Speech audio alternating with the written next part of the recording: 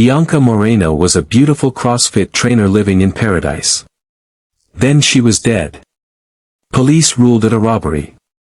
But here's what they didn't tell you. The killers used a key. Witnesses saw them.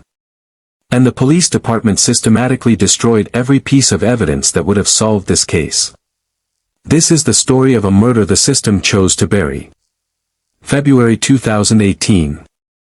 Playa del Carmen, Quintana Roo, Mexico. A tropical paradise known for its white sand beaches, the kind of place people come to reset and start fresh. But for 31-year-old Bianca Moreno Labastida, moving there would become a one-way trip. Today, we're looking at a case where the official police reports seem to openly contradict basic common sense. While the people closest to Bianca behave as if they have something to hide. The number of things that simply don't add up is staggering. We're used to trusting law enforcement. But what happens when those very people build a wall of lies around the truth?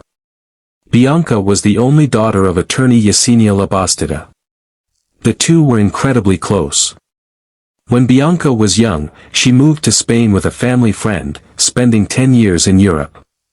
She worked as a bartender, earned training in mixology, and found love with a Spanish man named Alan. After 9 years together, they moved to Mexico, choosing Playa del Carmen over Veracruz due to crime concerns. Bianca graduated with a business degree in 2017, became a CrossFit trainer, and stood out as striking, confident, and worldly. Then everything changed. In January 2018, Bianca's relationship with Alan ended. She rented a room connected to the gym where she worked, sharing the space with a coworker named Aid. Her entire life now revolved around this small group of people. Within that circle, an Italian man named Mattias began showing persistent unwanted attention. The gym's social media page went completely silent after Bianca's death. No memorial post. No condolences. They erased her as if she had never worked there. People don't all go silent without a serious reason. On February 21, 2018, neighbors heard a loud confrontation inside Bianca's apartment. Witnesses described a man matching Mattias. Residents called emergency services, but no patrol ever arrived. Hundreds of miles away, Bianca's mother Yesenia received a call from Aid. The roommate sounded strangely calm, explaining that burglars had struck and Bianca had an injured nose. Yesenia sensed something deeply wrong. She desperately called Bianca's father and former boyfriend Alan, begging them to get to the hospital immediately. A complete information blackout followed. Aid stopped answering her phone. Alan didn't pick up. Even Yesenia's niece ignored her calls. It appeared information was deliberately being kept from the family. Then came devastating news. Bianca was gone. She passed away shortly after arriving at the hospital. The condition had been far more serious than Yesenia was told. A person doesn't lose their life from an injured nose during a robbery. So what did Aid actually see inside that room? Where were the robbers no one saw leaving?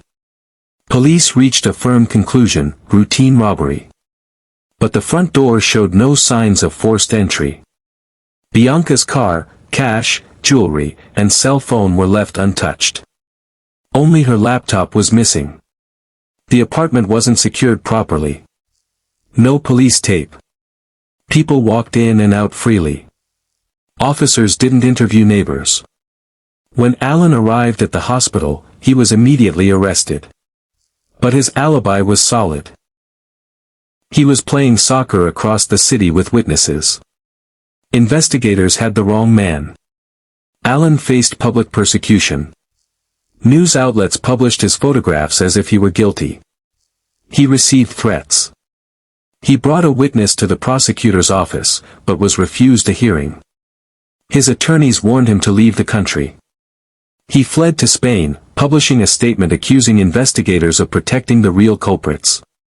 Meanwhile, evidence began disappearing. Bianca's phone had conversations deleted. Aid returned to the sealed apartment and packed a suitcase while officers watched. No one inspected what she removed. Critical evidence vanished. Journalist Reuben Patt uncovered the truth. He interviewed neighbors who had called emergency services and heard the confrontation. He published eyewitness accounts challenging the robbery theory. 2 weeks later, Reuben was attacked outside a restaurant and killed. He became the 7th reporter in that region to lose his life. His articles disappeared from the internet. The neighbors became terrified. When Bianca's mother tried to question them, they denied everything. No one had heard anything. No one had seen anything. The intimidation had worked completely. The official death certificate listed the place of death as Querétaro and the date as February 30th. A date that doesn't exist. Yesenia fought for an independent examination. The results contradicted everything. Bianca had suffered 4 facial fractures. But that wasn't what killed her. She died after someone deliberately restricted her breathing. The injuries suggested multiple attackers. The aggression was targeted and personal, concentrated on her face. This wasn't a robbery. This was a deliberate, planned attack by someone within her circle. The case was reclassified as femicide. The prosecutor was removed. New interviews began with gym members and neighbors. But still, no one has been brought to justice. Officials allegedly demanded money from Yesenia to move the investigation forward. When she refused, she received threats. She made a public statement holding the prosecutor responsible if anything happened to her. If Yesenia hadn't fought this hard, the case would have disappeared. The truth remains buried. But the investigation may be closer than ever to exposing what really happened.